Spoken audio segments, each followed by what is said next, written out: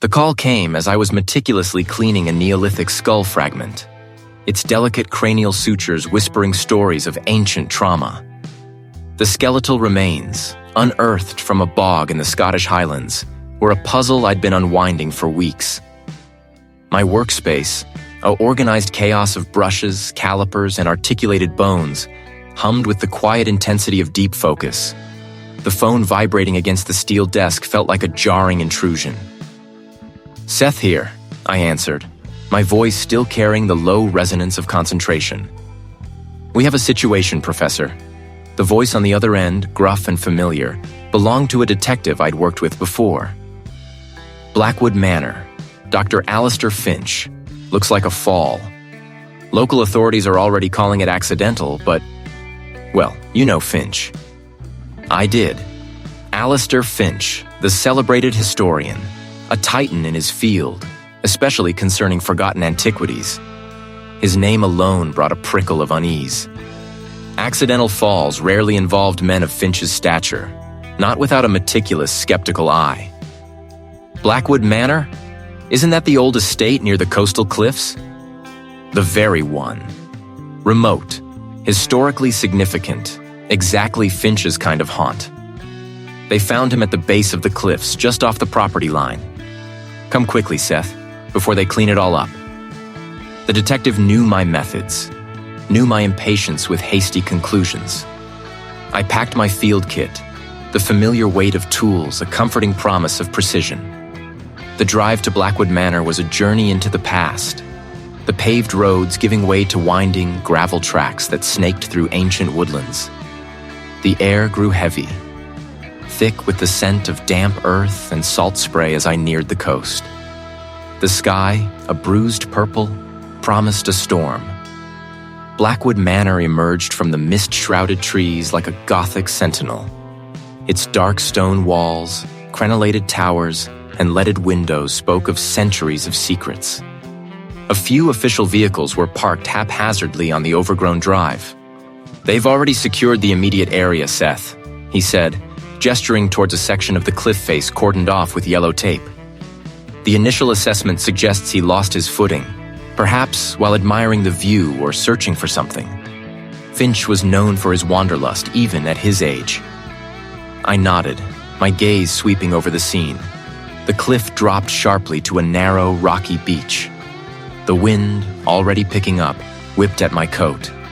Even from this distance, the posture looked wrong, too deliberate for an uncontrolled tumble.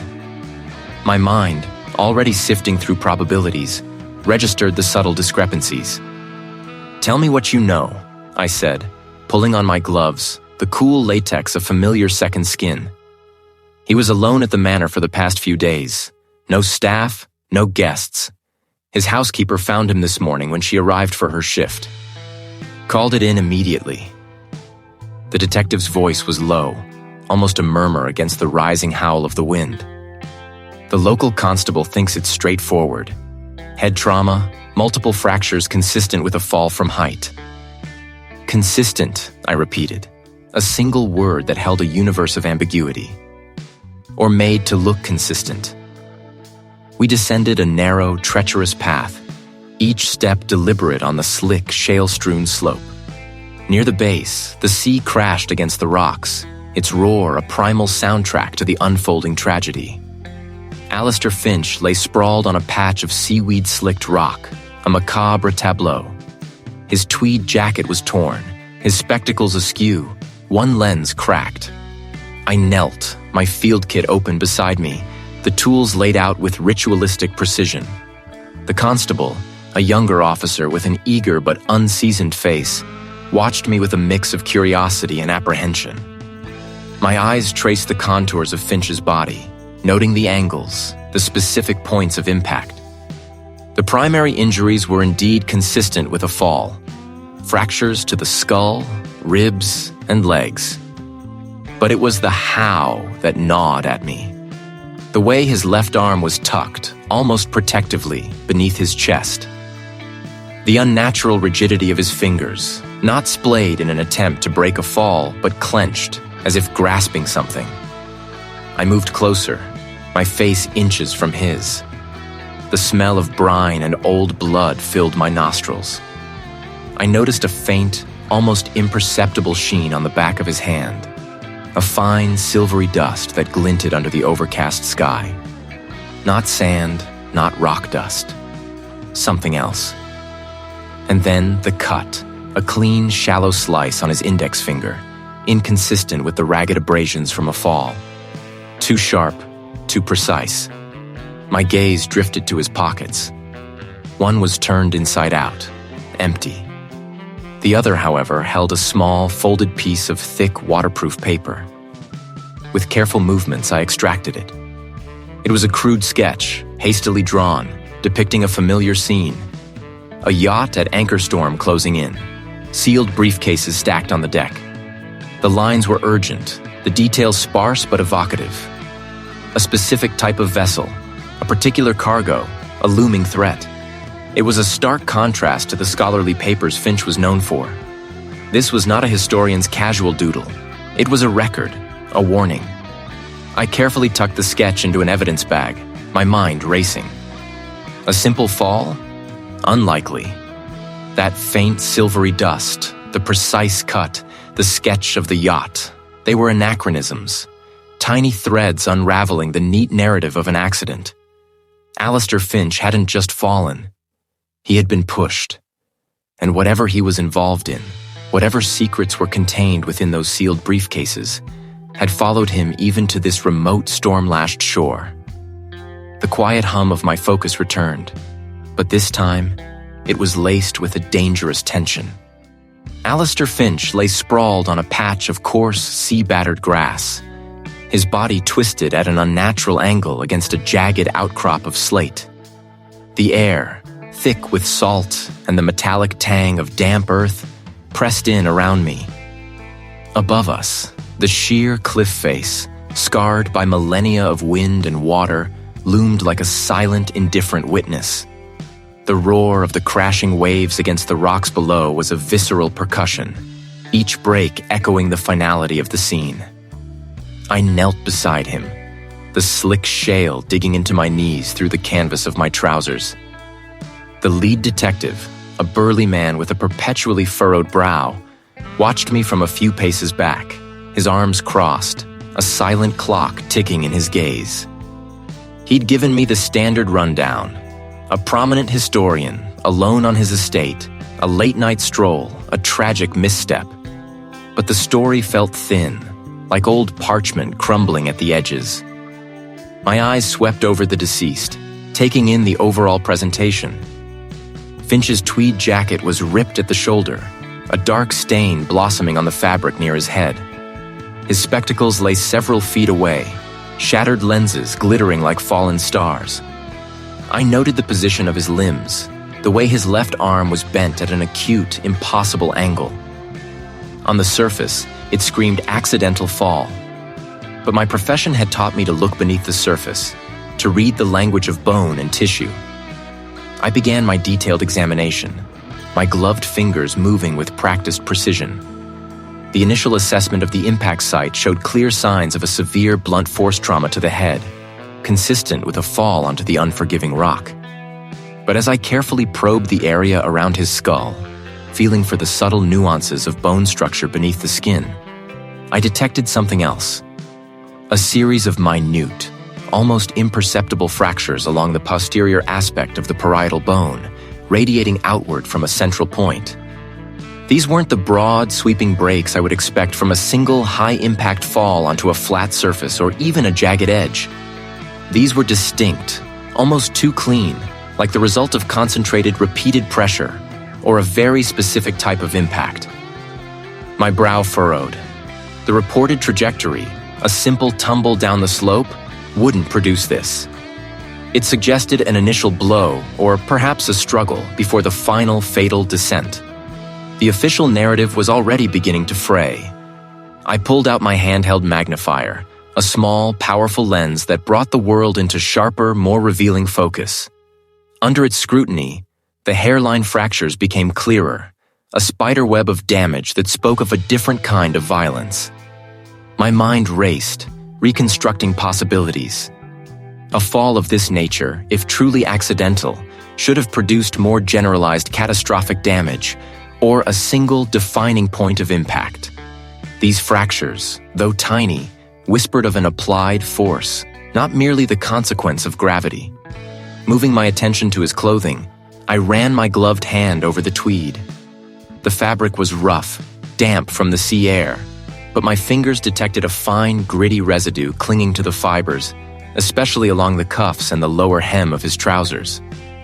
I brought my head closer, the scent of damp wool mixing with something else, something mineral and faintly metallic.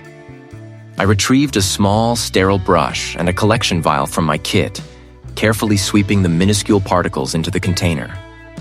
Under the magnifier, the dust shimmered with a peculiar iridescence, tiny flecks of a deep, almost indigo blue and a coppery red. This wasn't chalk dust, nor common soil, nor even the pulverized shale from the cliff face.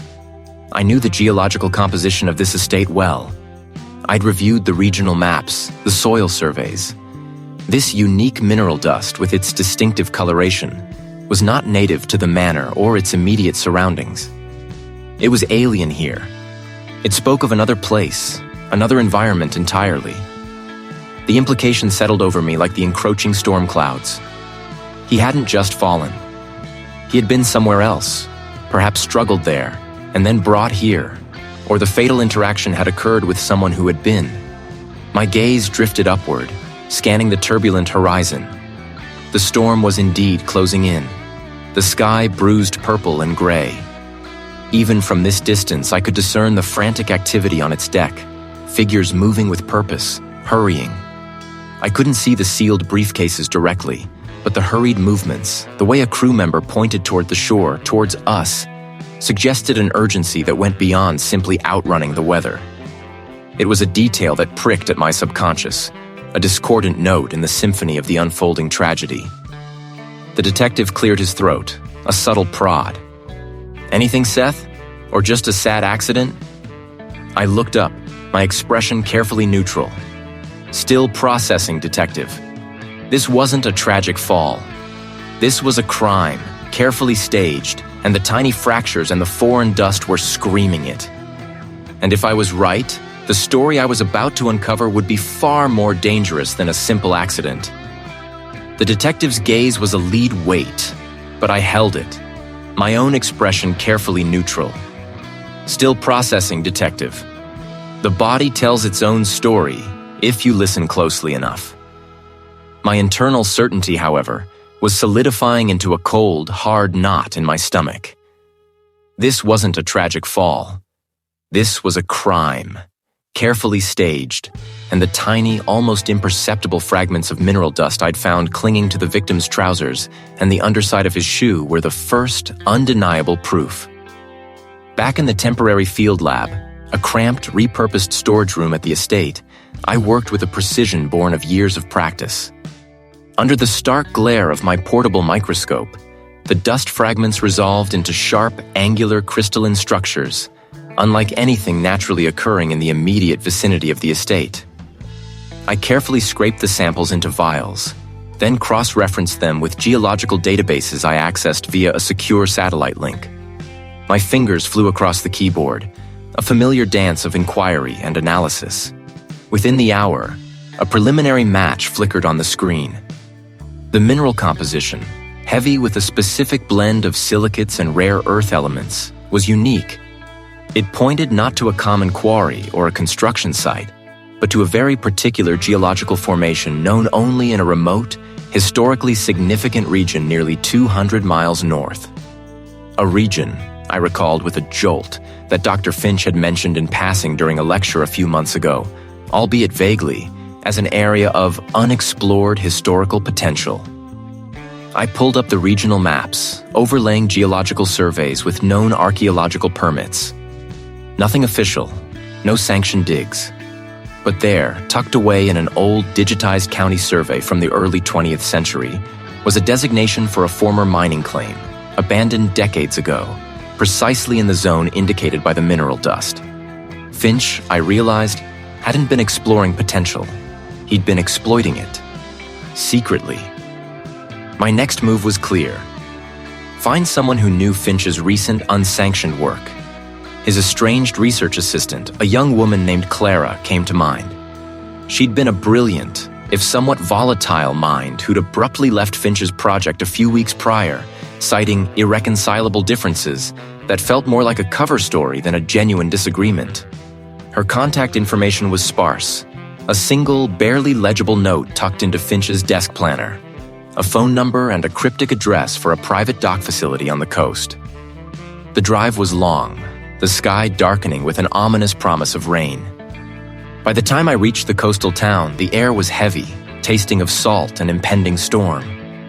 The marina was a maze of weathered pilings and bobbing vessels. At the far end, past a row of derelict fishing boats, a sleek modern yacht stood out, unnervingly still at anchor, a few hundred yards offshore.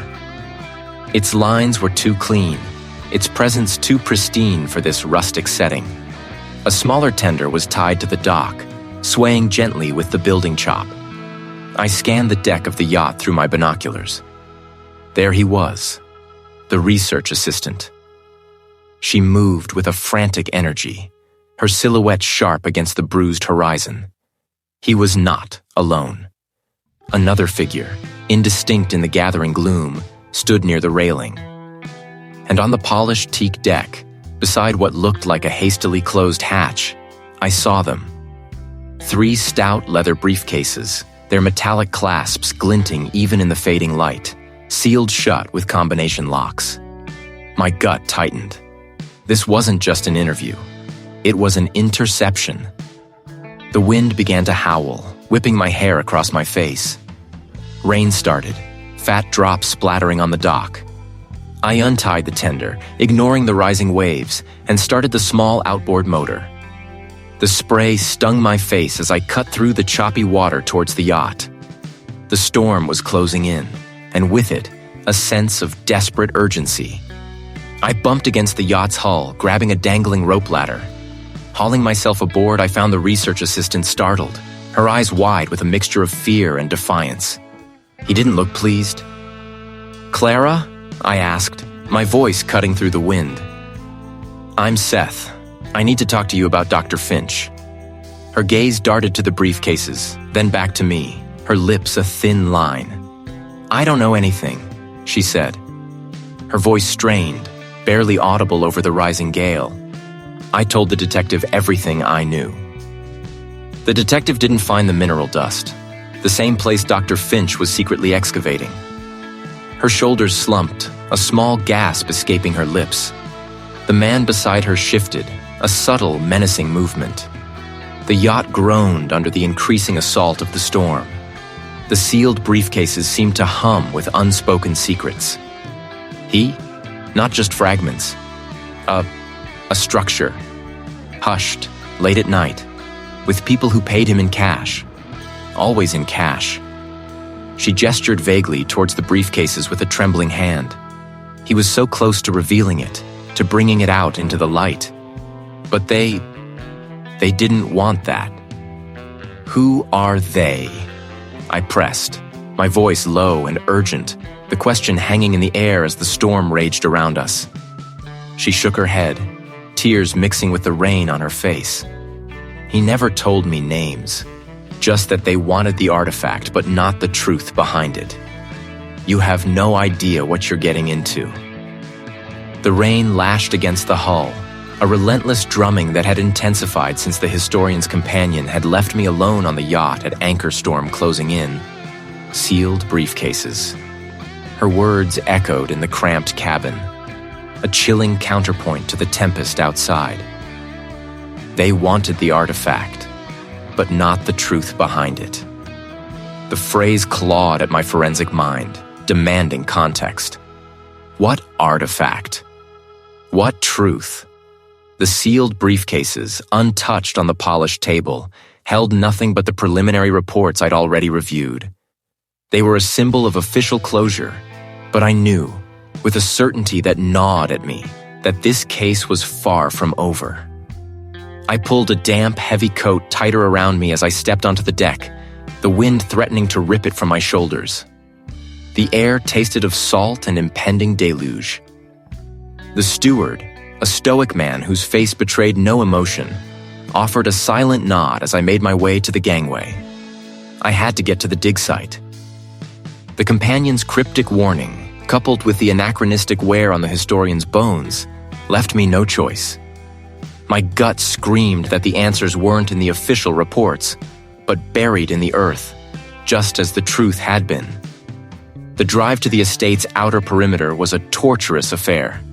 Mud-slicked tracks, churned by the recent downpour, made the four-wheel drive groan in protest.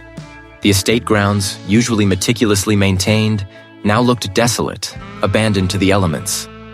I parked the vehicle near a clump of ancient oaks, their branches thrashing like skeletal arms in the wind, and continued on foot. The path, barely discernible through the overgrown undergrowth, led me deeper into the woods, towards the location the historian had been rumored to be excavating in secret. The site itself was a shallow depression in the earth, barely more than a trench, partially covered by a hastily erected tarpaulin. It looked like an amateur's attempt at archaeology, yet the companion had spoken of a professional, albeit clandestine, operation. The air here was heavy with the scent of damp earth and something else, a faint metallic tang I couldn't quite place. My eyes, trained to spot the minutiae, immediately picked up discrepancies. The edges of the trench weren't uniformly weathered. Some sections looked freshly cut. A loose shovel, its blade still gleaming faintly with damp soil, lay discarded near a pile of recently excavated earth. Someone had been here, and recently. I knelt, ignoring the cold seep of moisture into my trousers. My gloved fingers sifted through the loose soil, feeling for anything out of place. Most of it was typical woodland loam, mixed with fragments of natural stone. Then my fingers brushed against something smooth, distinctly unnatural. I pulled it out, wiping away the clinging dirt. But the glaze, a deep, almost iridescent black, was wrong. It felt wrong. Its texture, its precise curvature, spoke of a craftsmanship far more advanced than anything I'd ever seen attributed to the region's known historical periods. It was a fragment of anachronism, a physical echo of the strange wear patterns on the historian's bones. This wasn't just an isolated find. It was a direct link, a material challenge to the accepted narrative. The artifact, the companion had said. Was this a piece of it? Or a clue to its true origin? A sharp crack of a twig behind me sent a jolt through my spine. I spun around, the pottery shard clutched in my hand. The local detective, a burly man named Miller, stood at the edge of the clearing, his face grim under the brim of his rain-soaked hat. "Seth, what are you doing out here?" His voice was flat, devoid of the usual professional courtesy. "Investigating, detective." "As is my job," I replied, holding up the pottery fragment. "I found this. It doesn't belong." He didn't even glance at it. "The case is closed, Seth. Official ruling, accidental fall.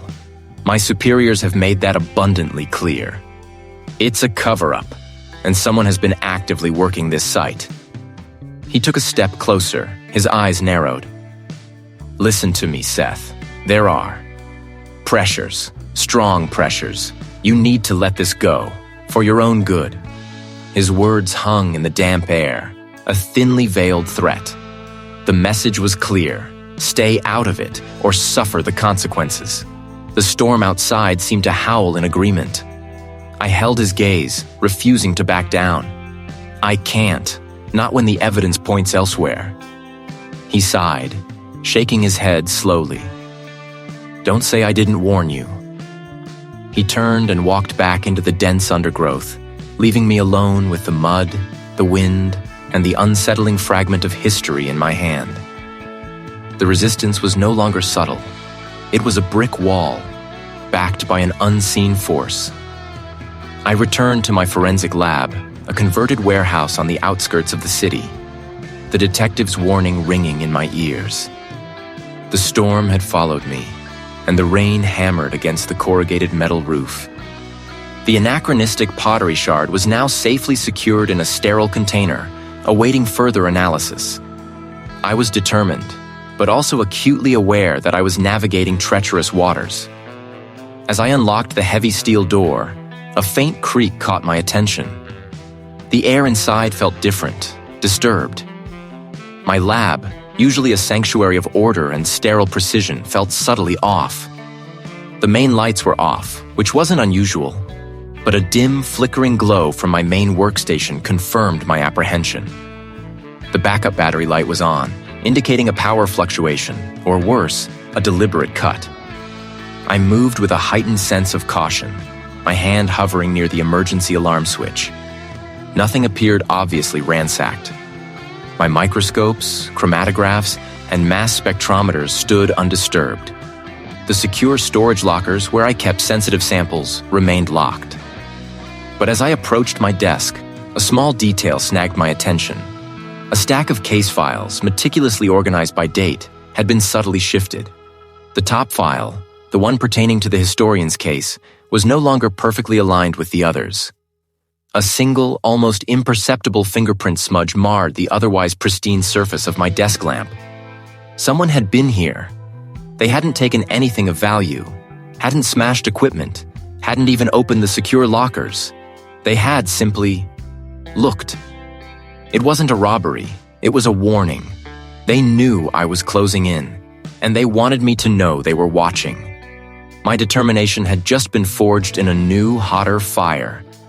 This wasn't just about truth anymore. It was about survival. I stood there for a long moment, the wind whipping my hair across my face, the fine grit of the path scraping against my boots. He had vanished into the dense undergrowth as if the earth had swallowed him, leaving behind only the damp smell of decaying leaves and the chill of his veiled threat. My fingers tightened around the pottery fragment, its rough surface a tangible anchor in the swirling unease. Resistance. It was no longer a vague feeling. It was a palpable force, pressing in from the edges of the estate. Back in my makeshift workspace, a repurposed storage room in one of the estate's auxiliary buildings, I laid the fragment under the magnification lens. The room smelled of dust and old lumber, but it was quiet, allowing for the kind of focused attention this piece demanded. Under the bright, cool light, the earth-tone shard revealed layers of detail invisible to the naked eye. I traced the faint geometric patterns with a fine probe. My breath held. The surface patina, at first glance, seemed perfectly aged, the kind of incrustation that takes centuries to form. I pulled out a small, carefully packed kit, extracting a miniature spectroscope. It wasn't my usual lab, but I could still glean crucial data. I ran the scanner over the fragment, watching the subtle shifts in the display. The initial readings were consistent with the expected mineral composition of the region and the supposed period. Too consistent, perhaps. I then prepared a microscopic cross-section, a delicate operation that required a steady hand and absolute precision. Under the more powerful microscope, the truth began to unravel. The clay body itself was convincing, but the inclusion's tiny specks of mica, quartz, and feldspar were too uniform, too perfectly distributed. Real ancient pottery, especially from the crude firing methods of that era, would show greater variation, more randomness in its matrix. And then there was the slip, the fine layer of liquid clay applied to the surface before firing. I detected traces of an organic binder, a resinous compound, that didn't align with the known techniques of the civilization this piece was supposed to represent.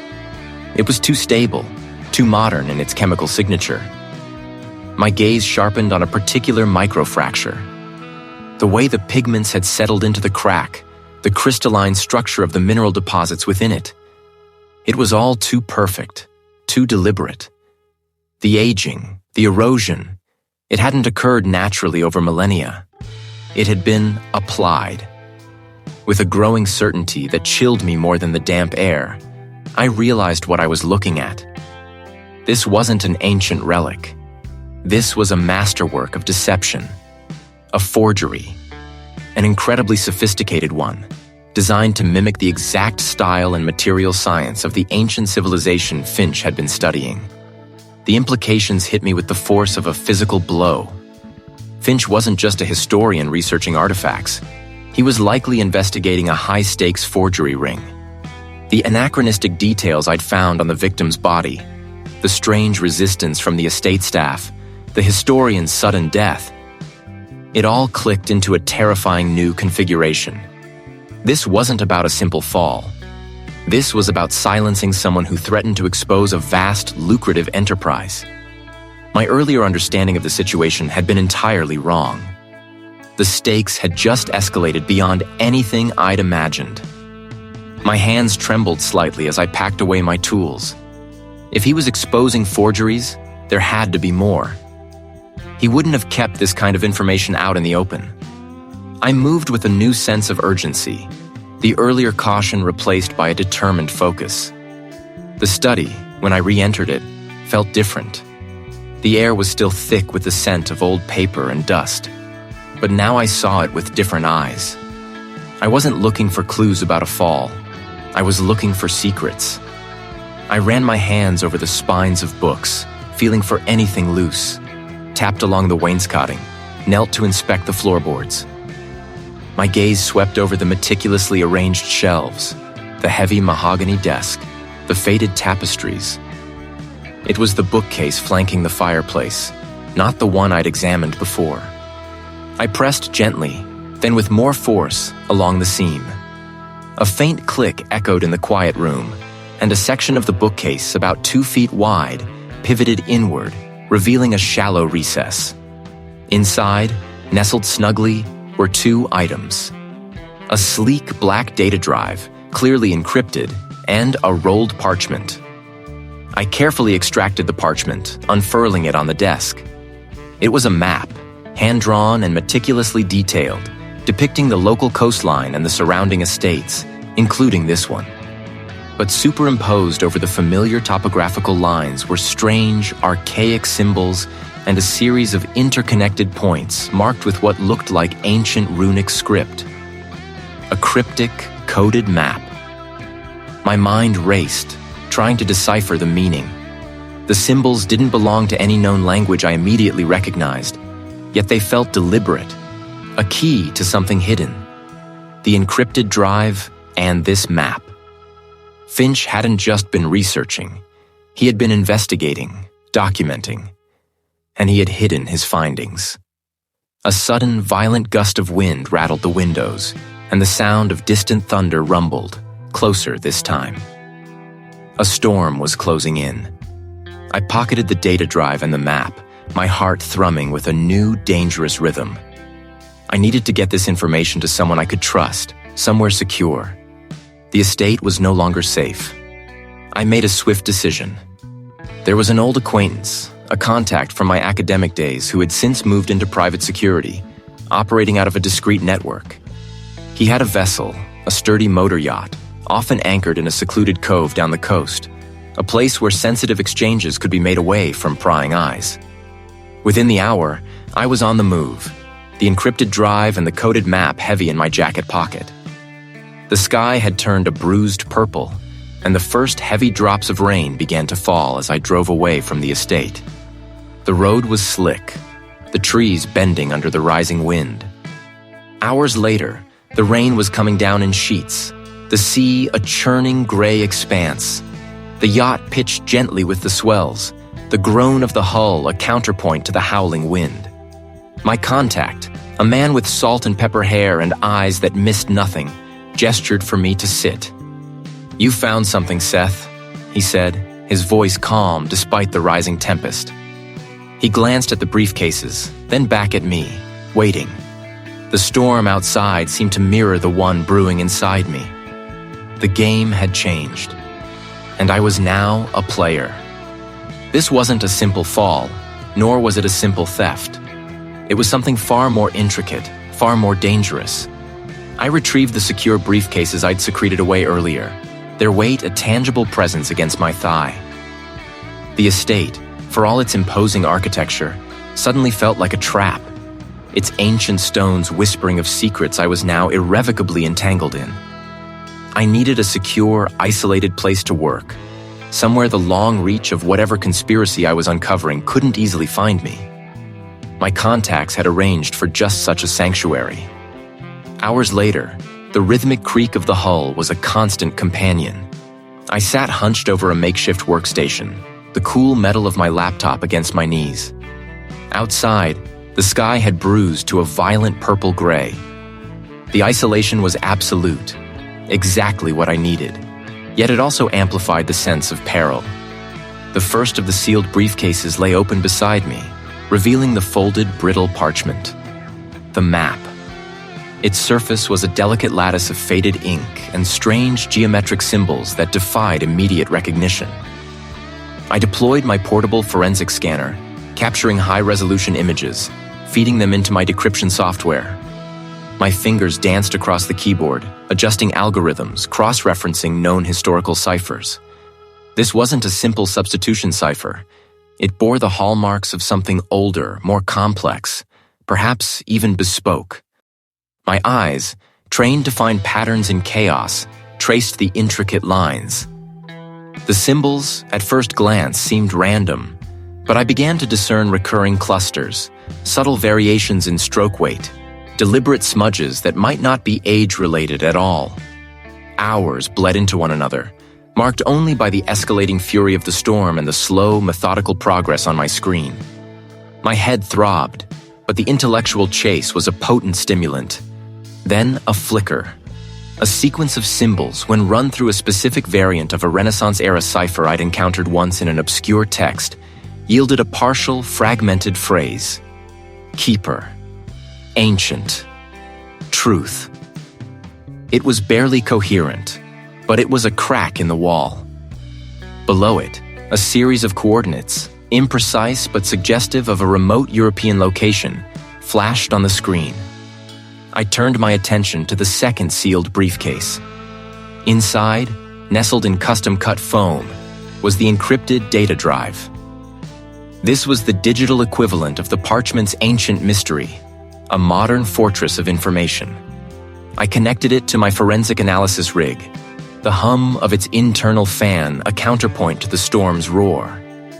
The encryption was robust, military-grade, a clear indicator that whoever owned this data didn't want it seen. I initiated a brute force attack, but that would take days, even weeks. I needed a backdoor, a flaw in the implementation, a forgotten key fragment. I switched tactics, focusing on metadata, system logs, anything that might reveal a user's habits, a forgotten password hint. The screen glowed with lines of code, a relentless stream of ones and zeros. My eyes narrowed, searching for the telltale anomalies. And then, a breakthrough.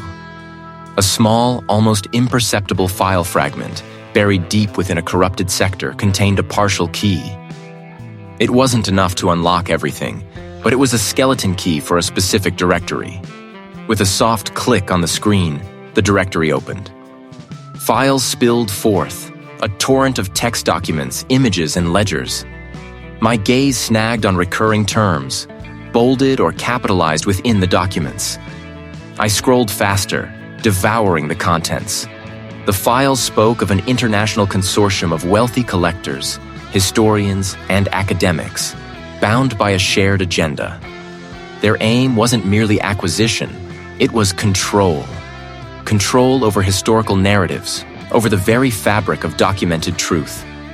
The legacy, as detailed in the files, was not a collection of objects, but a philosophy, a belief that certain historical truths were too dangerous for the public, and that a select few, the keepers, were destined to safeguard or reshape them. This wasn't a simple case of forgery or illegal trade. The historian hadn't just stumbled upon a secret. He had been part of a mechanism that had failed, or perhaps rebelled. His tragic fall was looking less and less like an accident and more like an execution. The stranger's warning echoed again, now with a terrifying clarity.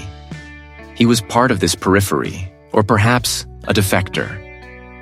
The yacht pitched violently, throwing my coffee cup to the floor. I ignored the spreading stain, my focus entirely on the screen. The storm raged outside, mirroring the tempest brewing within me. What I had uncovered was only the tip of an iceberg, but it was enough to confirm my gravest suspicions. I was no longer just investigating a death. I was unraveling a conspiracy that threatened to rewrite history itself.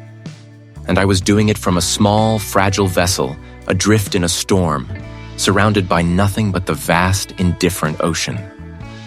My mind raced, piecing together the fragmented information.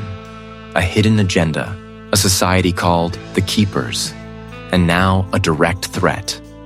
This wasn't just about Dr. Finch's death anymore. It was about something far more expansive, something rooted deep in the historical soil of this country. The mineral dust, the anachronistic details, the carefully staged accident, they all pointed to a deliberate, calculated act. And the stranger's intervention, however cryptic, confirmed my growing suspicion that I was treading on dangerous ground. I needed more than suspicion. I needed confirmation, and I knew exactly who might provide it. Back in my temporary quarters, the silence felt heavier, the shadows deeper.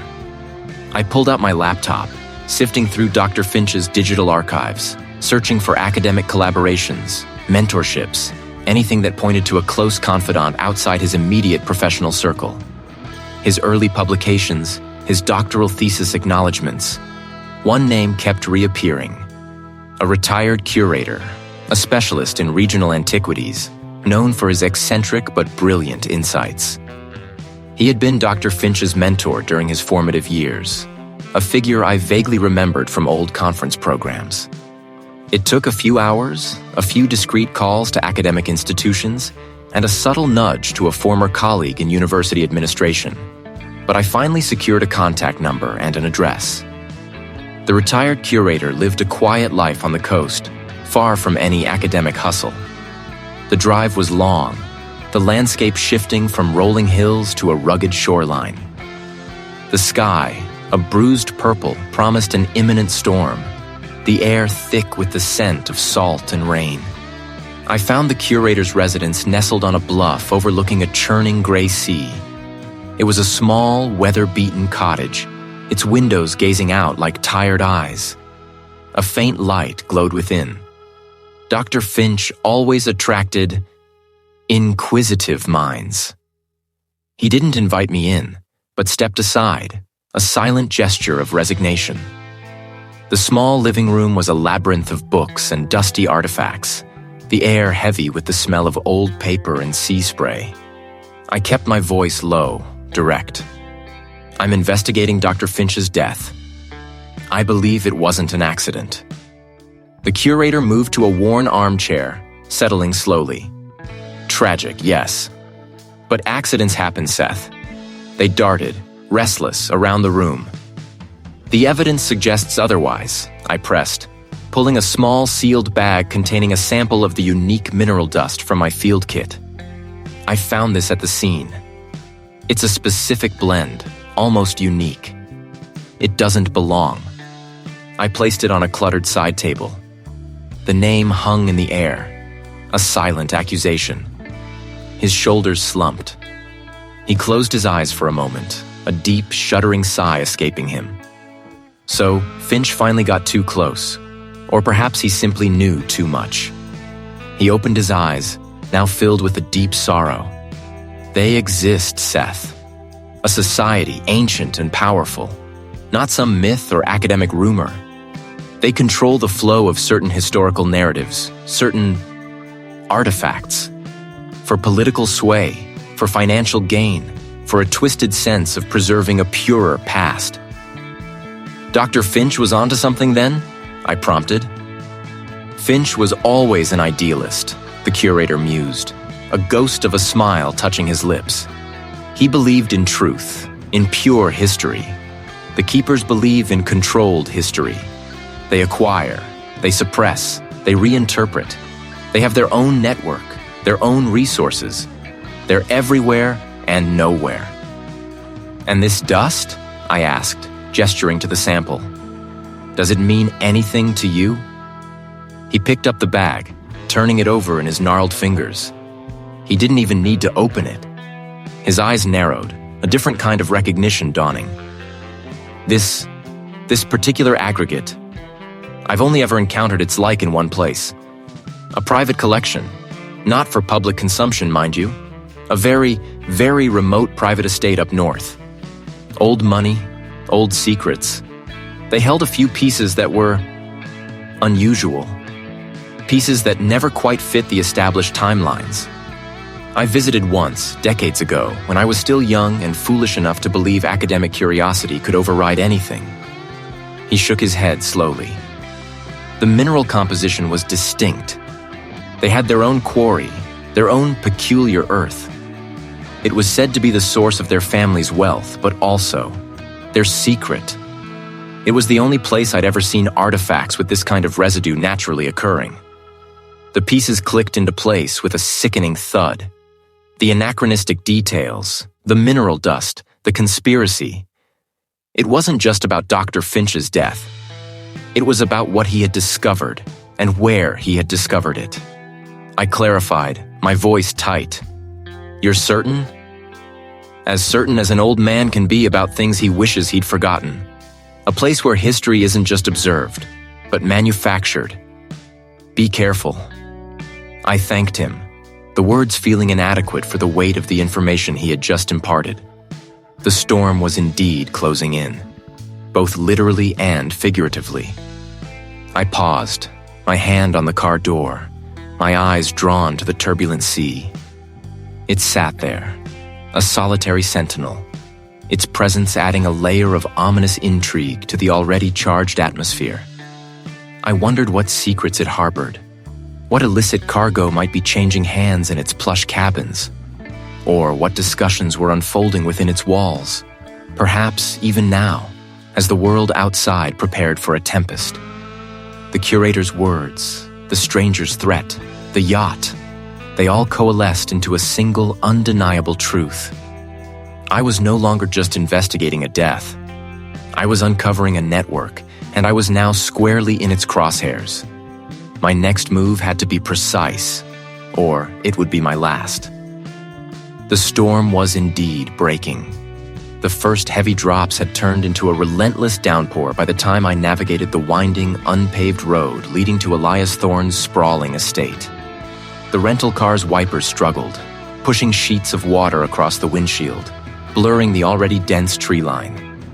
Thorne had chosen his sanctuary well. Isolated, shrouded by ancient oaks and iron gates that seemed to melt into the gloom. I killed the engine a quarter-mile from the main entrance, pulling the car deep into a thicket of rhododendrons. The air immediately grew heavy with the scent of wet earth and pine needles. This wasn't a casual visit. I was gambling everything on a hunch, a pattern of inconsistencies too subtle for anyone but a forensic eye to catch. My gear was minimal. A small pack containing a headlamp, a multi-tool, a compact digital camera, and a set of lockpicks. An old hobby, surprisingly useful in my line of work. The estate's perimeter fence was formidable, a tall chain-link barrier topped with razor wire, but the storm was my ally. I moved with a practiced stealth, hugging the tree line, the roar of the wind and rain masking my approach. A small, almost imperceptible sag in the fence, likely caused by a fallen branch years ago and never fully repaired, became my entry point. I worked quickly with the wire cutters, creating an opening just large enough to slip through, my coat snagging but holding. The grounds were meticulously kept, even in this deluge. Sculpted hedges, ancient stone pathways, and the looming silhouette of the manor house itself spoke of immense wealth and a desire for absolute privacy. I bypassed the main house. My target the cluster of outbuildings I'd noted on satellite images. One, in particular, a large windowless structure, stood out. Its architecture was starkly modern, clashing with the estate's historical aesthetic, suggesting a recent purpose-built addition. The storm intensified, lightning briefly illuminating the path ahead, followed by a thunderclap that rattled the very ground. Perfect. Under this chaotic symphony, I reached the rear service entrance of the modern building. A heavy steel door, unmarked. My fingers, surprisingly steady despite the adrenaline coursing through me, went to work on the lock. It was an advanced tumbler, but not insurmountable. The clicks were faint, swallowed by the storm's fury. A final, soft thud, and the mechanism gave. I slipped inside, pulling the door shut behind me, plunging into near-total darkness. The air was cool, dry, and carried a faint metallic tang. My headlamp beam cut through the black, revealing a state-of-the-art forgery workshop. My breath hitched. Workbenches lined the walls, laden with specialized tools, micro-engravers, chemical baths, high-precision sanders, and an array of pigments and resins. There were half-finished pieces on stands, clay tablets with fresh cuneiform, fragments of papyrus undergoing artificial aging, metal statuettes with meticulously applied patinas. This wasn't a hobbyist's setup. It was an industrial-scale operation, producing historical fakes with chilling accuracy. My forensic training immediately flagged them. The raw material, the tool marks, the specific type of mineral deposits. They mirrored the anachronistic details I'd found on the historian's remains. These weren't just fakes. They were specific fakes, designed to mislead. I moved deeper into the workshop, my gaze scanning every detail, documenting everything with my camera. A reinforced wall at the far end of the room caught my eye. No visible seams, no handles, just a seamless expanse of steel. My instinct screamed vault.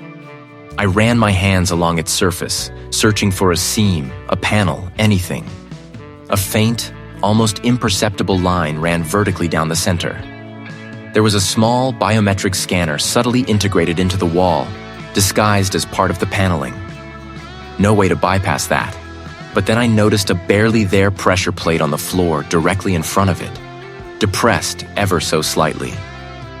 Someone had stood there recently, and often. My eyes drifted to a nearby workbench.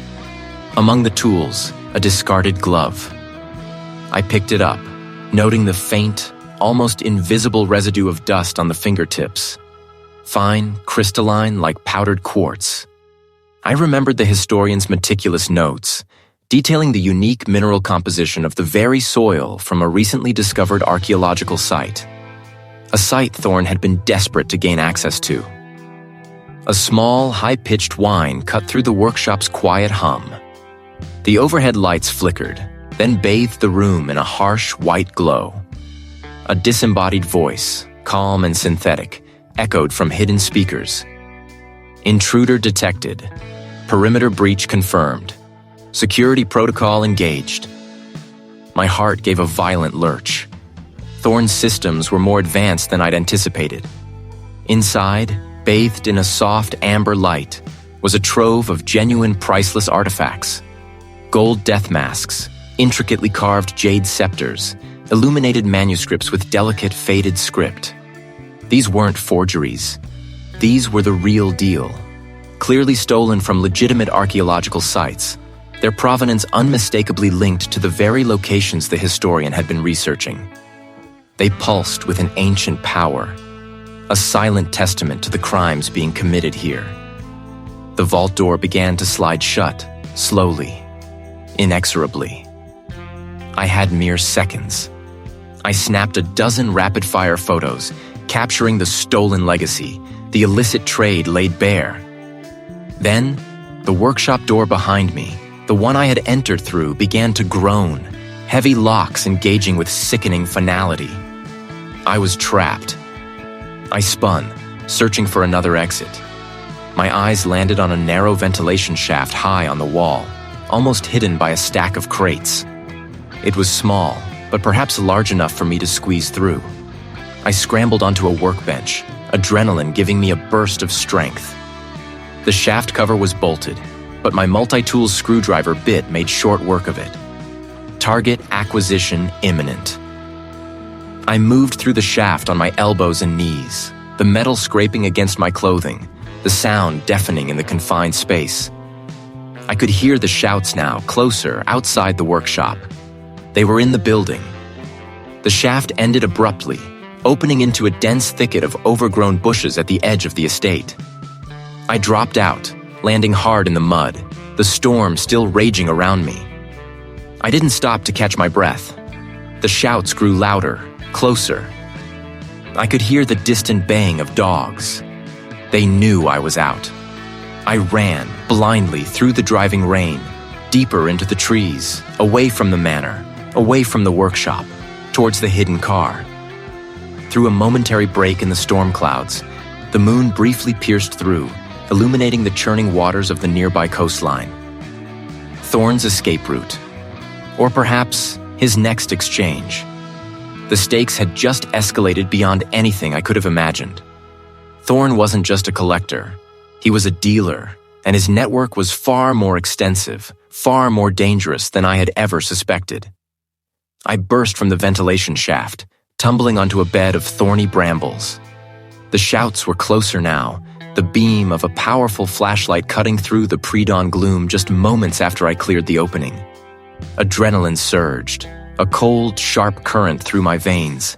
I didn't waste a second, rolling deeper into the thicket, the thorns tearing at my jacket, the damp earth cool against my cheek.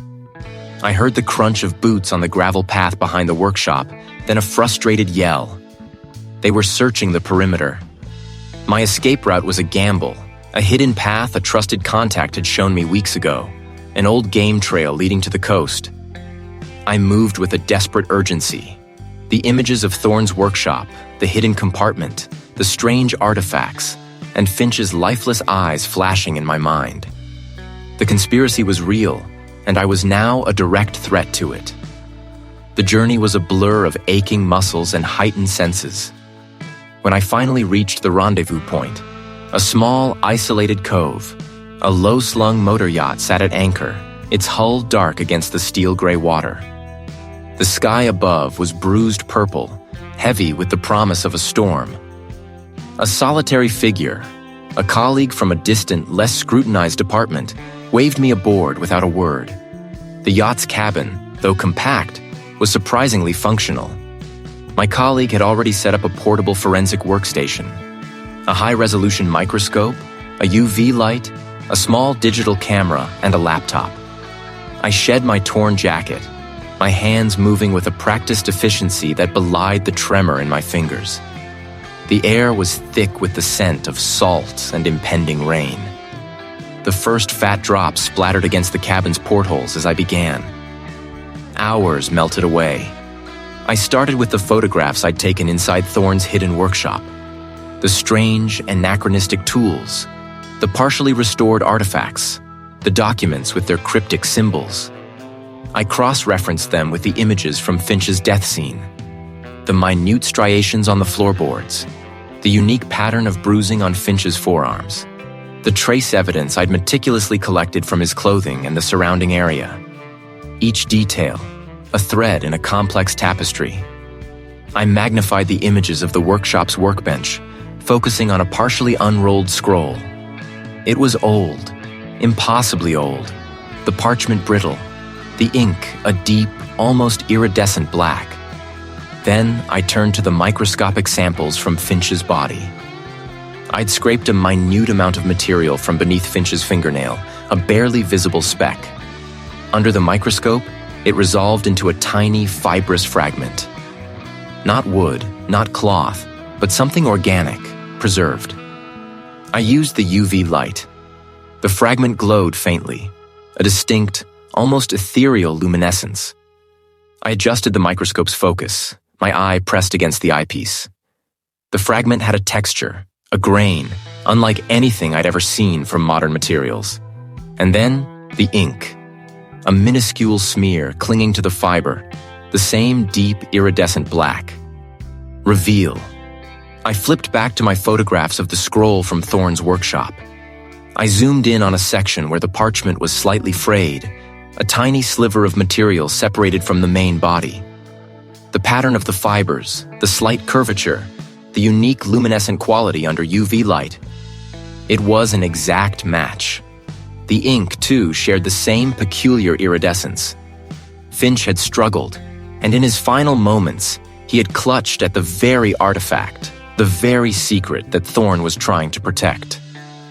The fragment under his nail was a piece of that ancient scroll, directly linking him to the hidden workshop and, by extension, to Thorne himself. It was the physical, undeniable connection I needed.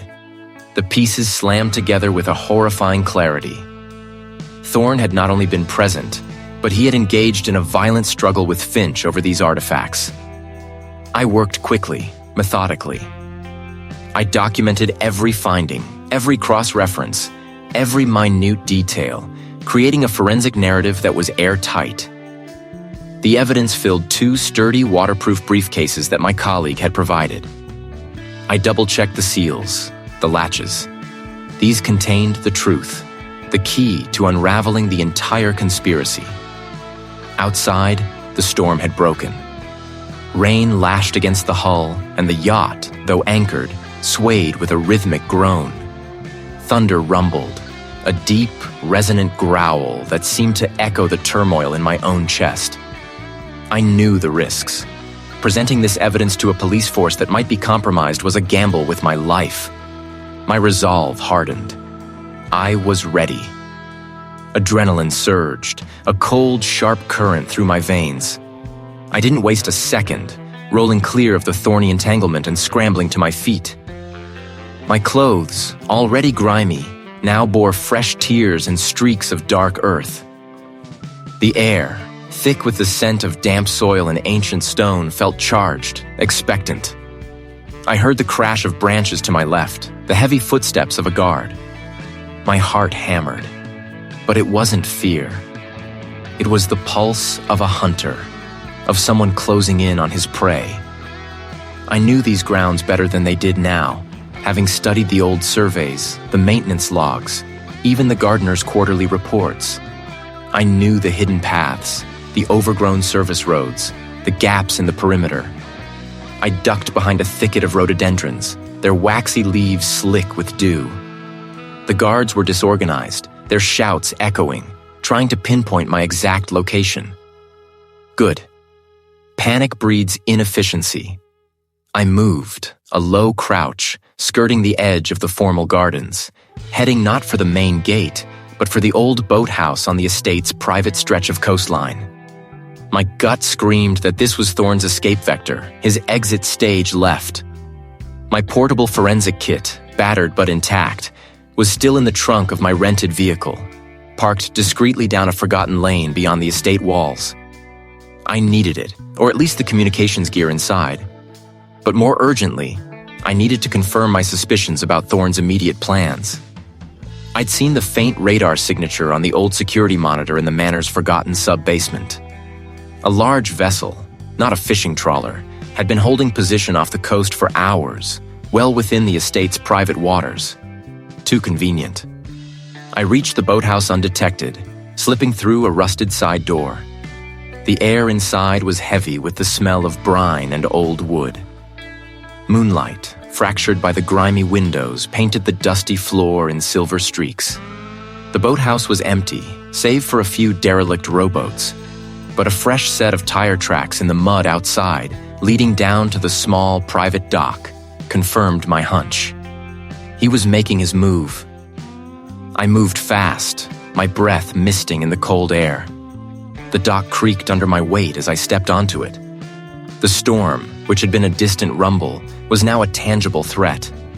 A low growl on the horizon, the air growing heavy, charged with static. Forked lightning flickered briefly in the eastern sky, illuminating the vessel in stark relief. 2 figures were on the yacht's deck, moving with a controlled urgency, securing lines. One was Thorne, unmistakable even in the dim light, his posture radiating a predatory confidence. The other, a burly figure, was clearly one of his enforcers. On a small table near the stern, glinting faintly, were 3 polished leather briefcases, their clasps gleaming, sealed. The contents, I knew, would be the culmination of years of illicit trade, the spoils of the Keeper's operation. I took a deep breath, the cold air burning my lungs. This was it. The culmination of Dr. Finch's life work, his tragic end, and my relentless pursuit of the truth. I stepped out from the shadow of the boathouse, onto the open dock. Thorne. My voice, though not a shout, carried across the water, amplified by the sudden stillness before the storm truly broke. He froze, then slowly turned. His face, usually a mask of aristocratic charm, tightened imperceptibly. The burly figure beside him reached for something concealed beneath his jacket. "Seth," Thorne said, his voice surprisingly calm, almost amused. A rather dramatic entrance for a forensic anthropologist. "Lost your way, have we?" "Not at all," I replied, walking further down the dock, forcing him to meet my gaze. "I'm exactly where I need to be. And so are you. Preparing to abandon your legacy, Thorne? Or merely fleeing the consequences of it?" His eyes narrowed. "Consequences? My dear man, I am merely repositioning some assets. A perfectly legitimate transaction." He gestured vaguely towards the briefcases. "Legitimate?" I scoffed. "Like Dr. Finch's tragic fall? Or the desecration of countless ancient sites? The anachronistic details, Thorne. The minute, almost imperceptible details that betray a lie." The burly figure had produced a short, heavy club, his stance aggressive. "You speak in riddles," Thorne said. His jaw was clenched. "You have no proof." "Oh, I do." I reached into my pocket, pulling out a small, intricately carved bone fragment. It was no bigger than my thumb, but the tool marks, the specific type of ancient bone, the precise layer of patina, all of it screamed anachronism against the official narrative of the manor's history. This, Thorne, came from the deepest, most secure vault beneath your manor. A vault you claim didn't exist. A vault containing artifacts that should never have seen the light of day. Certainly not in this condition, not with these marks. Dr. Finch found this, and you killed him for it. Thorne's composure finally cracked. A flicker of raw anger, a flash of ancient possessiveness distorted his features. "You presume too much, Seth. You meddle in things you cannot possibly comprehend." He waved a dismissive hand at the burly figure. "Deal with him." The enforcer started forward, his club swinging in a practice arc. The wind picked up, whipping my hair across my face. "I comprehend enough," I retorted, sidestepping the burly figure's lunge. The dock was slick, the yacht's mooring lines groaning under the strain of the rising swells. "I comprehend that you murdered a good man to protect a lie." A large wave, pushed by the nascent storm, slapped hard against the dock, sending spray high into the air. The enforcer, caught off balance, stumbled. It was all I needed. I didn't try to fight him. My strength lay in observation, in calculation. I used his momentum against him, a quick shove, and he lurched towards the edge of the dock. He caught himself cursing, but it bought me a precious few seconds. "The authorities are aware, Thorne," I shouted over the rising wind, though it was a bluff, a desperate hope. "They know about the vault, about the trade. They'll be here." Thorne's face was a mask of fury. He knew I was lying about the immediate arrival of the authorities, but the seed of doubt, the possibility of exposure, had been planted. He barked an order to the yacht's captain, visible in the bridge, to prepare for immediate departure. He charged again, the club a blur. I knew I couldn't outrun him, not on this narrow, exposed dock. The yacht was already pulling away from the pilings, slowly at first, then gaining speed, its propellers churning the dark water into a frothing maelstrom. The briefcases, symbols of Thorne's greed and cruelty, remained tantalizingly out of reach on the deck. The storm was now fully upon us, rain lashing down, obscuring the yacht as it vanished into the tumultuous dark waters, leaving me alone on the swaying dock, facing down Thorne's enforcer, the wind howling around me. My personal peril was no longer a distant threat. It was a very present, very immediate reality. The air crackled with an impending storm, mirroring the chaos that had just passed. I stood on the deck of the yacht, its elegant lines now stained with the grime of a hasty pursuit, anchored precariously in the churning inlet. The burly figure, along with the mastermind, were now secured below deck, their plans for escape thwarted by the unexpected arrival of a Coast Guard cutter and a team of federal marshals. My desperate leap from the dock, a blur of instinct and adrenaline, had landed me sprawled on the deck just as the cutter's searchlight cut through the pre-dawn gloom, freezing the yacht's crew in their tracks. The lead federal agent, a woman with sharp eyes and an even sharper demeanor, gestured towards the main salon. "They were trying to jettison these," she said, her voice tight with professional satisfaction. "Good thing we were a minute early." My attention, however, was drawn to the salon. Each was secured with a complex, antique-looking lock. These weren't mere travel documents. I knew instinctively what they contained. These were the heart of the conspiracy, the stolen legacy. "I'll need to examine them," I stated, my voice hoarse, still tasting the salt spray and the metallic tang of fear. With a nod from the agent, I approached the table. The first briefcase clicked open under my practiced hand, revealing not stacks of currency or illicit documents, but carefully padded compartments. Inside, nestled on velvet, lay a small, intricately carved obsidian statuette, undoubtedly pre-Columbian, its surface shimmering faintly under the yacht's dim lights. Beside it, a scroll of papyrus, brittle with age, partially unrolled to reveal faded hieroglyphs. My breath hitched. One by one, I opened the briefcases, my fingers moving with a reverence born of deep respect for the past. An Etruscan bronze mirror, its reflecting surface still holding a ghost of ancient faces. A fragment of a medieval tapestry, its colors muted but its story still vivid. Each discovery cemented the scale of the operation, the audacity of Thorne's ambition, and the depth of the keeper's depravity. These were not just items of value. They were the very threads of human history, meticulously plundered. News of the yacht's interception spread rapidly. By the time the storm truly broke, lashing rain against the yacht's windows and making the vessel pitch gently at its anchor, the first reports were already filtering through on the agent's radios. The empire, built on a foundation of academic prestige and hidden avarice, was crumbling. The exposure of their true agenda, not merely profit, but the suppression and manipulation of historical narratives, would send shockwaves through the academic world and beyond. The artifacts, meticulously documented by my hands, would be the undeniable proof.